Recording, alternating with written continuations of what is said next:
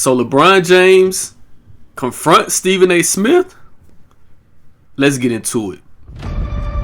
Trap music history expert A.R. Shaw. A.R. Shaw. A.R. Shaw. A.R. Shaw. It's A.R. Shaw. A.R. Shaw, author of Trap History, Atlantic Culture, and the Global Impact of Trap Music. Welcome back to the channel. This is A.R. Shaw, A.R. Shaw TV. I am the author of the book Trap History, Atlantic Culture, and the Global Impact of Trap Music. Definitely check that out. Like, subscribe, leave a comment. Let's definitely have a dialogue on some of the things that we discussed today. And I'm going to get right into it. Stephen A. Smith, LeBron James, the two, two of the biggest figures in sports. Of course, LeBron James being the biggest name in the NBA. Stephen A. Smith being the biggest name in sports journalism. Pretty much, had a face-off. Following the game, the LA Lakers versus the New York Knicks, LeBron confronted Stephen A. Smith. And, it became a big deal. It was a video that went viral. LeBron basically stepped to Stephen A. Smith. It wasn't a nice exchange. You can look at the body demeanor, you can look at the body language, and you could tell that there was some conflict going on. We later will find out that LeBron stepped to Stephen A. Smith because of what Stephen A. Smith has been saying about the situation with Bronny James. And LeBron basically said, look, in so many words, keep Bronny out of this. And Stephen A. Smith, he responded on First Take, ESPN's First Take, and pretty much went into what that exchange was. And basically, LeBron James is upset at some of the coverage and criticisms and opinions that Stephen A. Smith has had for Bronny James. Now, as a sports journalist, I've been a sports journalist for over a decade. I've covered multiple Super Bowls. Actually covered the last Super Bowl in New Orleans. I've covered the Olympics in London. I've interviewed LeBron James multiple times. I've interviewed Serena Williams. Covered the first NBA game in Abu Dhabi. So I have a history when it comes to sports journalism, and I still do sports journalism now. I'm actually working on a big sports story this weekend. So I understand the dynamics of what happens in sports and pretty much the relationship between sports journalists and athletes, and I understand how all that unfolds. So I'm going to kind of give you guys a history of a brief history of kind of, the conflicts that occur between sports journalists and athletes. Is a relationship. It's kind of like a we got to have some type of camaraderie because we need each other in a sense. Athletes, they need journalists who can basically write about the sport and it elevates the games and give people more excited about the game or make them feel a type of way about the game. It elevates the game in some way. Now, as journalists, we need the athletes because we want to tell a compelling story. We want to get a quote. If we want to really get the inside scoop on what's happening on the court or off the court, we need athletes to kind of have that relationship where they're willing to speak with us on certain things. Now, there's a difference between. I want to make sure that everyone knows that there's a difference between being a sports reporter, where you basically report on the basics of what happens within the game, and there's also opinion journalists, and that those journalists are usually the journalists who are in the op-ed sections of a newspaper. So I'm going to give you guys the basics of what it is. So everybody that talks about sports is not a sports journalist. Just because you have a podcast mic or you get in front of a camera or you can talk about sports, that doesn't make you a sports journalist. Sports journalists, what you have to do when it comes to sports journalism is that you have to actually do your research. You have to dig deep. You have to actually fact check. You can't just say things without anything being factual. And I think that's what's missing right now with a lot of podcasting, with a lot of people who get an opportunity to have platforms to talk about sports. Because you talk about sports, don't really make you a sports journalist. And so there's a difference between the two.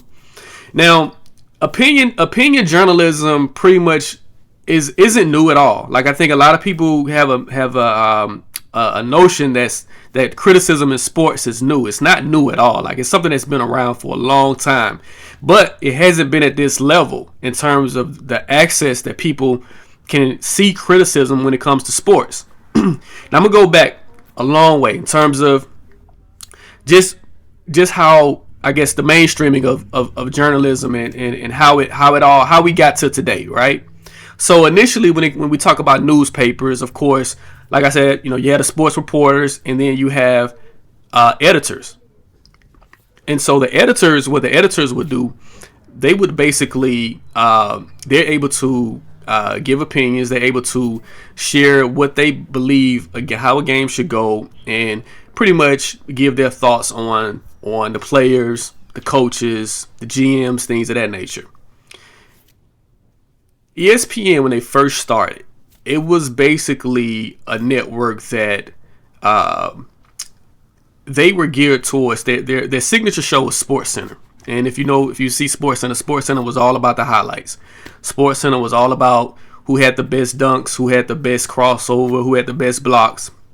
And that was pretty much how SportsCenter became prominent, with the assistance of course, with Stuart Scott, God rest his soul, an innovator when it came to sports and pretty much using hip hop lingo to pretty much give you guys the highlights. And it was interesting to see how Stuart Scott would combine. He would take a lyric from the Notorious Big or A Tribe Called Quest, and he would put those lyrics in his highlights, and how he would pretty much give people the highlights. And so it kind of gave ESPN a cultural coolness that other sports that just wasn't around in sports at the time. And it also pretty much gave it was a bridge between the athletes and the reporters, in a sense. Now, as we move on, during that time, sports talk radio was the one place where you could find sports critiques.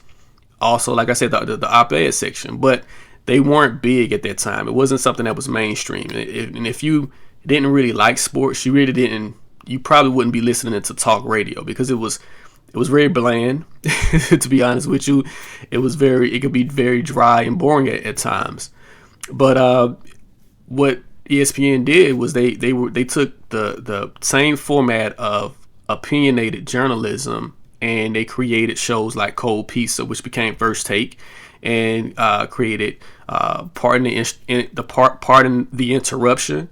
And these shows pretty much allowed journalists to give their thoughts on players, the game, things of that nature. And so that was something that a lot of people who wouldn't listen to talk radio, they got an opportunity to see it on a cable station. So that was something that was different. Now, the conflicts between players and sports journalists goes back. I mean, you think about 1992, Deion Sanders, Tim McCarver. Tim McCarver was upset that Deion Sanders pretty much played 2 games in the same day. In 1992, Deion Sanders played a game with the Falcons. That afternoon, it was a 1 p.m. football game. After the football game, Deion Sanders caught a flight to Pittsburgh and joined the Atlanta Braves. So he played with the Atlanta Braves and the Falcons at the time. Sports reporter Tim McCarver said that Deion should not have abandoned the Braves, and he should have just remained with the Braves throughout the playoff series. But for people who know about the history of sports, the Falcons, they definitely needed Deion Sanders. He was basically their best player at the time. So Deion, he wanted to play both games. He didn't actually play in the Braves game. He set out that game, and he would have made history, but Bobby Cox wouldn't put him in the game. So that was one thing.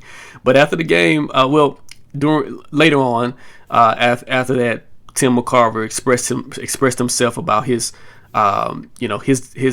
disagreements with Deion Sanders. Deion Sanders poured a bucket of water on Tim McCarver after the Braves won the playoff series. So we've seen this dynamics of athletes and sports reporters going at it. Now, this thing with Stephen A. Smith and LeBron James, I think I think both of them have a point. LeBron James, he's a father, and he wants to protect his family at all costs, and I think he has the right to protect his family. Stephen A. Smith, he has a job as well, and I think Stephen A. Smith does a great job of creating conflict, creating dialogue, sparking, making people feel a type of way. And in this day and age of media, when there's so many voices in media, to be able to stand out and be able to say what you're going to say and then attract a lot of viewers, that's something that Stephen A. Smith is masterful with. And he knows that if he says LeBron James, that's going to provoke discussion in some form of fashion. And so we see that both people, LeBron and Stephen A., they have their sides, and they both feel a certain type of way about each other, right? But at the end of the day, I think LeBron, if he's going to go far in this league and far as an athlete, he's going to have to take the criticism. He's going to have to take some of the things that a lot of reporters, a lot of fans are going to say things. As long as it stays within the bounds of the game, I think that's okay. If you're not making your shot, if you're still trying to figure things out on the court, this is a professional. So at a professional level, you have to really bring it.